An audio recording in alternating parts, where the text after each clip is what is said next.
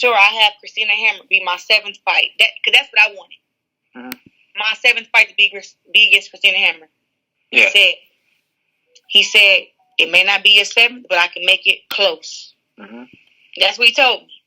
And then from there, I seen like whatever he said, he delivered. Paid for my meal prep when I was in camp. He came down to camp to watch me train a full day. Like I trained 3 hours my session. 3 hours. He stayed down for 3 hours. I sparred 3 different guys during this session. Ended up getting like a little bubble on my eye or something. Then the next day, he came down that one day, spent 3 hours. The next day, he came again. Shut the door. So, next day, he came again, and I was back doing the same thing I did the day before. So, he knew, like, oh, she's not just showing out for us. I'm like, this is how I train. Yeah. So, when he seen that, he was like, it just was something in him I could see it. He just was like, he was looking at something he never seen before. Yeah. And I just knew I was dealing with a good person. And that's what made me sign with Salida Promotions. Like, he been in the ring before. He understand the struggle. And he know what I'm fighting for. He understands. So, to see that we was on the same page about that, it's like everything worked out together perfectly. Okay. I only got a few more questions for you because I know you're kind of busy. You're all right. No, they just walked in because they like, where's she at? Like, okay. Nah. You know I pay attention. I pay attention to, word on the streets. So, Laila Ali, you know what I'm saying? What happened as far as the beef with, you and Laila Ali? It started with her being a hater. That's what it started with. Okay. I've never used her name to build my own self up, build my career. It's always been CLARESSA, T-Rex Shields, the GWOAT. I've never tried to use her name like, oh, I'm better than Laila Ali. I never like, oh, I kick her ass. I was never like that. I've always shown my respect and, told her, and everybody else, she helped pave the way. And, just kind of giving props because she was kind of supportive of me. You know what I mean? Like, and she was supportive of me. I give about 10%, but I accepted that from her. Yeah. And then she won a Breakfast Club and was saying like, I'll come out of retirement, and if the money is there, I'll beat any girl. But just said like, ain't no girl good enough to come back to make her come out of retirement and give her a challenge. And when I heard that, I said, what? All right, crazy. Right. I was like come on. I just was like, dang, like it's like a two-sided sword. You know what I mean? It's like up on one side of the sword, you support me, and on the other side, you disrespecting me. Right. And I'm like, dang, I don't know if it's one. Like I said, my sense of discernment already told me from when I first met her when I was 17 that she's a little envious of me. Yeah. And I don't know if it's because of the Olympic gold medal or because one day like we'd be compared to each other, but she was a little envious. Okay. And even when she commented for the 2012 Olympics, she said if the Olympics would have been around up in my time, I would have won an Olympic gold medal. Easy. She said that up on camera. Oh. While you was fighting, so she's talking about when you was fighting too at the same time. She would have beat you. 2012. Competitive sport. Oh, wow. And she's like, if the Olympics would have been around when I was coming up, I would have won Olympic gold. And I just was like, why she make it seem like, it's just so easy? I feel you, but it's a competition sport. You got to respect her energy. Go. That's just you understand? And I continue being friends with her. I text her. Her name in my phone was Big Sis Layla. I tell her when I'm fighting. After I won my world title, when I had fought against, I believe, Nikki Adler, I never heard from her again. She never responded back to a text. She never responded back to my messages on, I believe, Twitter. Nothing. Oh, you would text her and she wouldn't respond back? After I won my world title, she never responded. Oh, wow. Damn. Well, hey. I just was like, hater. I didn't really know what was going on until she went to the Breakfast Club. And then I just heard after that she was saying little stuff. And it was like, light skin. I had to ask myself, like, do you respond or do you not respond? Because it's like, it's another two-edged sword where it's like, if you respond, you disrespecting the pioneer. But if you don't respond, you bowing down to the pioneer. You know what I'm saying? Like, you up there, because anybody else say anything, I'm going to respond and say, because I kick your ass and I get to hit them with facts. But it's like with her, it was like, dang, do I just leave it be?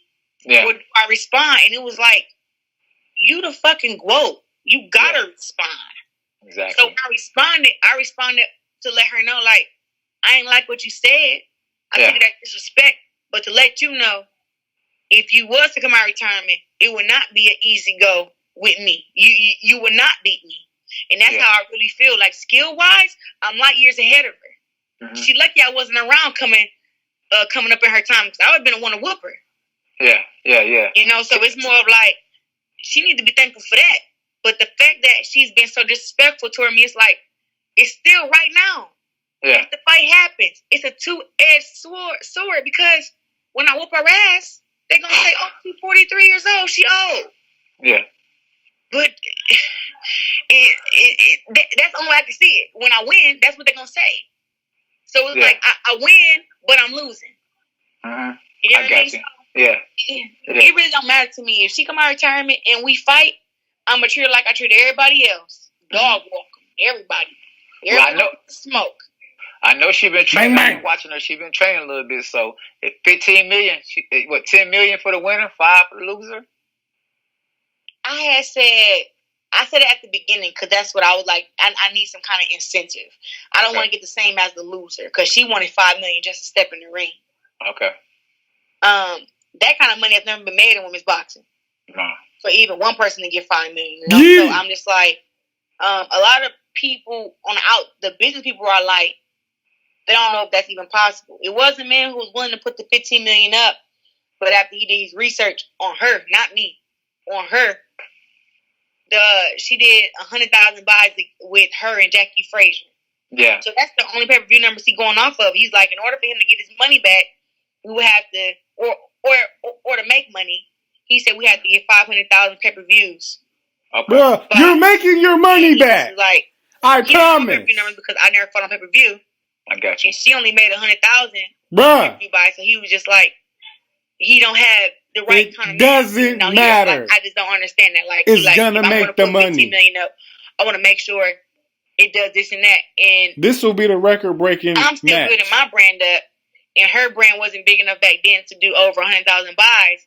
So now I'm like, look, at this point, somebody just give her $5 million. Put it up. Just give it to her. Then after that, me and her can discuss the rest. Yeah. But go ahead and give her money so we can see, is she really about what she's talking about? Put it up. Yeah. You ain't even got to pay me yet. Go ahead and give her $5 million. You did. And I'm going to still show up. Yeah. Right. Yeah. Flint. So, money, because the money comes, I believe, after dethroning her. I believe when I dethrone her, people going to say, oh, this is why we pay Claressa Shields this much money. You did. Right. Now, so listen, it's some other stuff on the table too, though. Was the Dana White? The Dana White, is that really real with Amanda Nunes? Or you get in the cage and a boxing ring to take her on? Yeah. I think it's real as far as in me going to MMA. As far as in her coming to boxing, I think she's scared as hell. I'm gonna keep it honest. Okay. And she got all rights to be, you know, but not saying that I'm not scared to get in the MMA ring, but I'm willing to train and learn that stuff to give her a great fight. Yeah. And any fight that I'm in, I go on to win.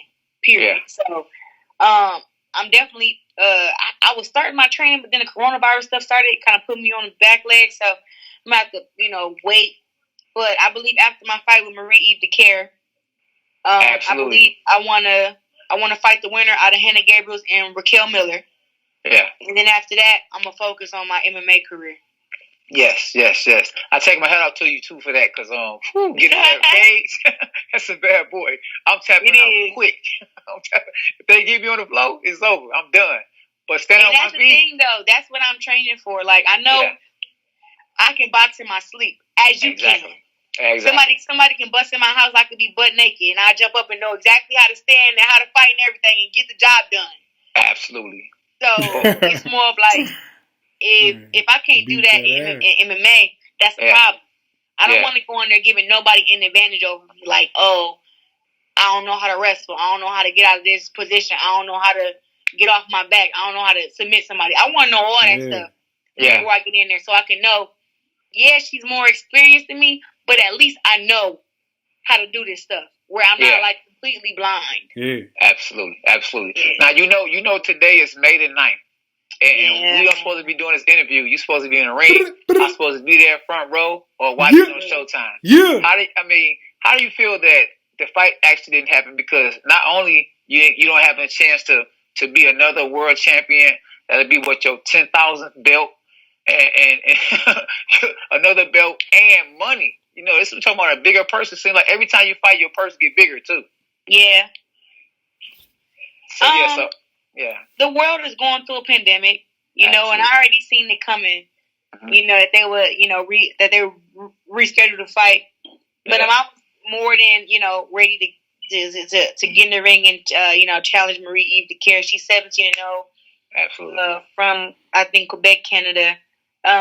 Just a really good fighter from what I've seen. She's southpaw. She's my first southpaw that I fought against since I've been pro. Yeah. So I was looking forward to that challenge and showing how crafty I could be against a southpaw, and just doing better than I did my last fight. Even though my last fight was a shutout, and I beat Ivana ass down easy. It wasn't even a contest. Not easy work. That's right. Ivana shouldn't even showed up. She had to weigh in eating. She should have stayed at home eating ice cream. Anyways, but Marie-Eve Dicaire is like, she's either number 1 or number 2 at 154. She got the IBF belt, and that's what I was like. You know what? I want to make my claims here at 154 in my third division, and then once I become undisputed at 154, I don't want to leave my fans without the Hannah Gabriels rematch. Yeah. I don't think it was my toughest fight, but everybody else think that. I think my toughest fight was with Franchon.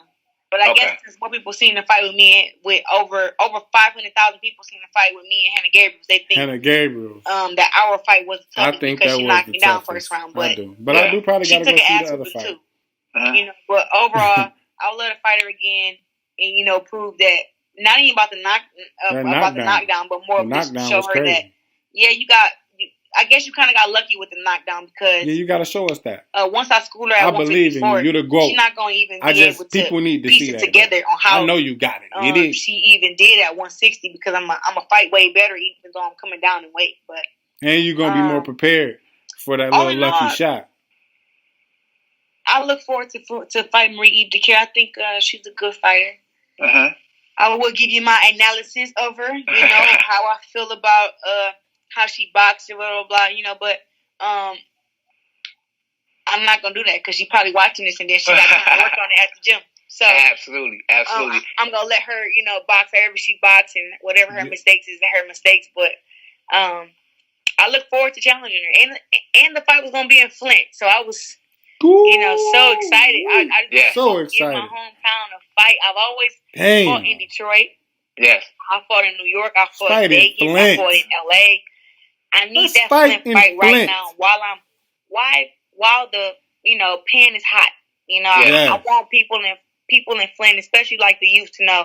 Yeah, we come from Flint. Yeah, but we are very, very strong people, and we can become successful. And I want those people who have proven that. I just want them to see me fight in person, so they can believe it. You did. Believe it.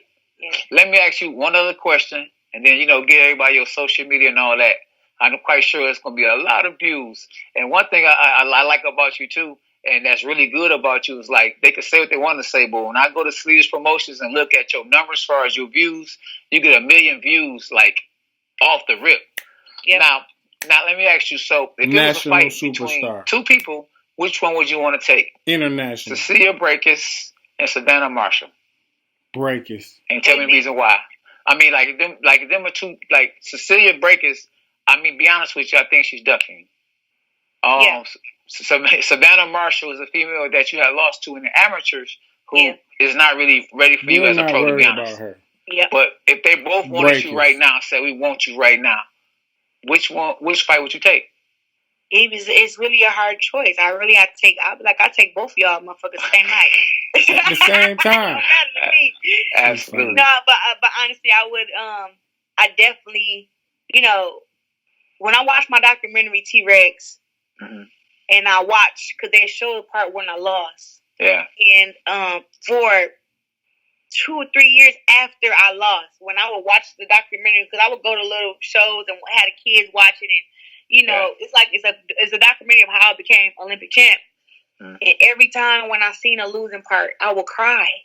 Yeah. Wow. 4 years later. Yeah. And it happens when I was 17 and I'm 25 now.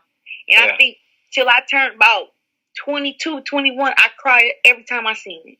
Yeah. Every time I used to have to get up and run out the auditorium and, walk up like, oh, I got to go to the bathroom. I knew which part was coming up. And I could not watch it because I would start crying. And I'd be like, and my best friend one time, she was like, why are you crying? I'm like, I'm just so sad. I lost. And she was like, girl, you got the Olympic gold medal. I'm like, I know, but it still hurt, So. Yeah, you don't know how to lose. That's why. You never lost. I am not a good loser. I'm sorry to tell you. I'm not. Right. It don't matter what me either. That's some Flint skill. Playing cards, I am not a good loser. Monopoly, I'm not. I'm just not a good loser it's a Flint thing. things. So, I would love to just get my revenge against Savannah Marshall, and then I love to fight Cecilia Bacchus too because look, I know she's ducking me. Right? I know she's a little intimidated. I get it. Absolutely. I get it, but you can't run around saying you pound for pound number one female best because you was undisputed. And then when I become undisputed, you try to say, oh, I'm second place to you because I became undisputed after you. When it's like, when you really learn your history about women's boxing, yes, Cecilia would have my respect if she would have fought Laila McCarter. Okay. A mandatory for 4 years for your IBF title. And you found a way to duck her. So then you're like, oh, dang, she ducked Laila McCarter. So you dig deeper and you're like, who else did she duck? It's a lot of fighters. And to see that you only fought in America twice. And one time against an American. Yeah. Shows that you knew better, that you picked. And now that she's pro, and now she with Eddie Hearn, you see her doing it again, picking who she want to fight. Oh, if it's out of Claressa Shields and Katie Taylor, I want to fight Katie. Yeah. Oh, if it's out of, Amanda Serrano and Chris, I want to fight Amanda. These girls are 135, 140. Exactly. When I'm coming down from 168. 168. I'm down there cutting off an ass cheek to get to 154. I hear you, And it's like you was talking about I was too big and I was this and I was that. Now I get to 154 and you still got excuses. So now you can maybe have to come hunt you down now. Right. I'm gonna come to, now I gotta come to 147. Go get her. Go get her. Go get her. We're not going to 154. Y'all can meet up at 151. Yeah. She terrified. That's what. You're gonna force her to fight you then. Behind closed doors, she's told Tom Loeffler, "Oh, Claressa's she's too big. I'm not even really. I'm only 147 out of camp, and she's 170, and T-Rex. She's taller than heads me, off. and she's up on TV. I look super muscular, but I'm not. I'm really actually skinny. My legs are big, but these girls think that I'm super buff when I'm not. So it just was like, and then I look at it again like. I fight against Hannah Gabriels, who 18-1 my sixth fight. And you and Cecilia never even had a conversation about fighting each other? And you at 154 and she at 147? Yeah. It's a lot of ducking going on. Sounds and it ain't like by shit to me. Absolutely. Sure. Yeah. Well, Champ, go ahead and tell them, any final thoughts, social media, when you're going to be on the Titans and all that good stuff. So I'm supposed to be on the Titan games. May 25th, 8 to 10 p.m. Eastern. Make sure you guys tune in. CLARESSA. Tune in. It was a heck of a show. Big thing. I went through the course of Mount Olympus. Okay. And some people can't even make it through there. And I made it through there, and it was a great show. I met The Rock. He hosts the show. Absolutely. And The Rock personally chose me to be on the show once again. And everybody can follow me.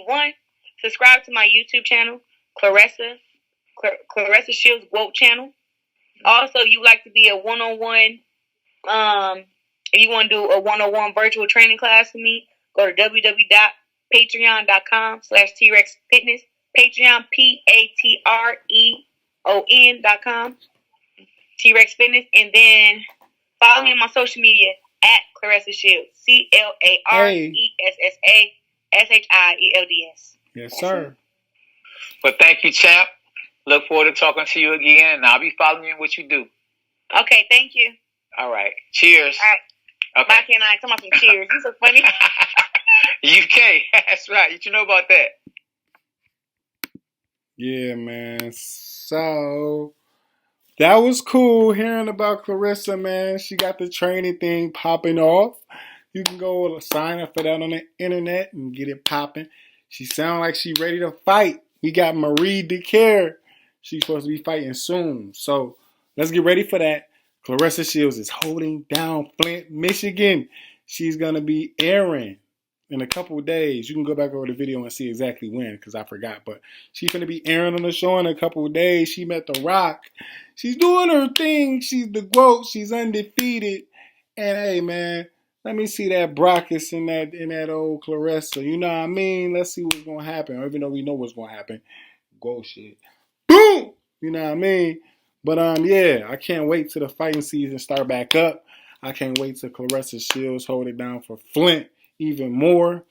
Bring our name to the map. Let them know we don't play in Flint. We got legends. We birth legends in Flint. Shout out to Claressa Shields. I love you. I love you. Much respect. I gotta go though, y'all. It was fun with y'all hanging out, talking about my homegirl Claressa, straight from Flint Town. But I gotta go. So make sure you hit that subscribe button. Make sure you hit that like button. And even if you don't like it, hey, hit the like button anyways. I gotta go. Until next time. Deuces!